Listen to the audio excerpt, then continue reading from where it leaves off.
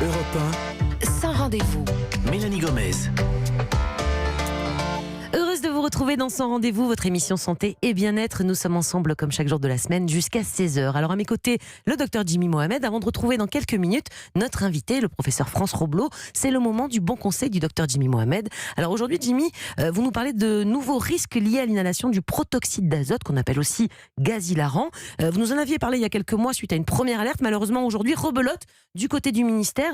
On s'inquiète parce qu'il y a une hausse du nombre d'intoxications graves, c'est ça ? Exactement. Alors déjà, il faut rappeler aux gens ce que c'est que ce gaz, que tout le monde ne le connaît pas. C'est un gaz qui est utilisé normalement dans le milieu médical à type d'anesthésie. Et on l'utilise notamment lorsqu'on doit faire des soins dentaires, lorsqu'on doit faire une plaie suturée chez un enfant ou lorsqu'on doit par exemple réduire une luxation d'épaule. Donc c'est un gaz à usage médical ou industriel, notamment dans le système de pressurisation. Donc les petites cartouches de chantilly qui nous permettent de faire la chantilly sont en accès libre. Et normalement, c'est simplement ces usages-là. Et ça a été détourné et utilisé comme gaz hilarant lorsqu'on aspire les petites cartouches de siphon de chantilly. D'accord. Alors qu'est-ce qui se passe de nouveau là ? Pourquoi cette nouvelle alerte ? Initialement, on avait des cas de consommation dite festive. Des gens, de temps en temps, s'amusaient et utilisaient de façon occasionnelle. Et sauf que là, on s'est rendu compte qu'il y a un nouveau public qui était touché, un public beaucoup plus jeune, des collégiens, des lycéens, et surtout un usage répété, quotidien, au long cours, avec de très grandes quantités. Ah oui, d'accord. Et c'est quoi les risques justement à court terme de cette consommation ? Sur le court terme, il y a un risque déjà d'asphyxie par manque d'oxygène, puisque vous aspirez ce protoxyde d'azote. Et ce protoxyde d'azote,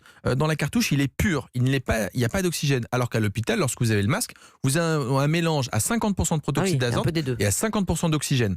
Vous avez un risque de perte de connaissance, donc de troubles du rythme, de brûlure liée au fait que vous aspirez le froid du gaz expulsé de la cartouche. Vous pouvez perdre votre réflexe de tout, et donc à ce moment-là, un risque de fausse route, le fait d'être vertigineux, désorienté et de chuter et de vous faire mal. Ça, c'est sur le court terme. Et alors sur le long terme, il y a des choses encore plus graves, je crois. Oui, sur le long terme, c'est-à-dire soit l'utilisation régulière ou à forte dose, on a un risque d'atteinte de la moelle épinière, un risque de carence en vitamine B12 et surtout une altération de son métabolisme qui fait que même lorsque vous en ingérez, il ne marche plus, avec des séquelles neurologiques. Et puis ensuite, on a des anémies et quelques troubles psychiques. Et ça, c'est ce qu'on avait décrit. Et on a vu des effets secondaires graves qu'on avait observés notamment en Asie et en Angleterre. Et ces effets secondaires graves, désormais, on les a ici. En France, et justement, d'où l'alerte du ministère de la Santé, c'est qu'on a eu 25 signalements depuis janvier 2019 du réseau Addictovigilance. Et donc, on a eu 4 cas de sclérose combinée de la moelle. Je ne sais pas ce que c'est, mais ça a l'air hyper grave. C'est des maladies neurologiques équivalentes, si vous voulez, à la sclérose en plaques. Donc, des troubles neurologiques. Un cas de tétraparésie, donc c'est-à-dire une atteinte motrice des 4 membres.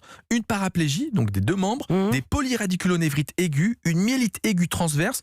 Tout ça en lien à l'inhalation du protoxyde d'azote. Et plus dramatique, sur ces 25 cas, 10 personnes ont gardé des séquelles. Donc c'est des gens qui vont avoir des troubles neurologiques probablement à vie à cause de l'inhalation de ces cartouches.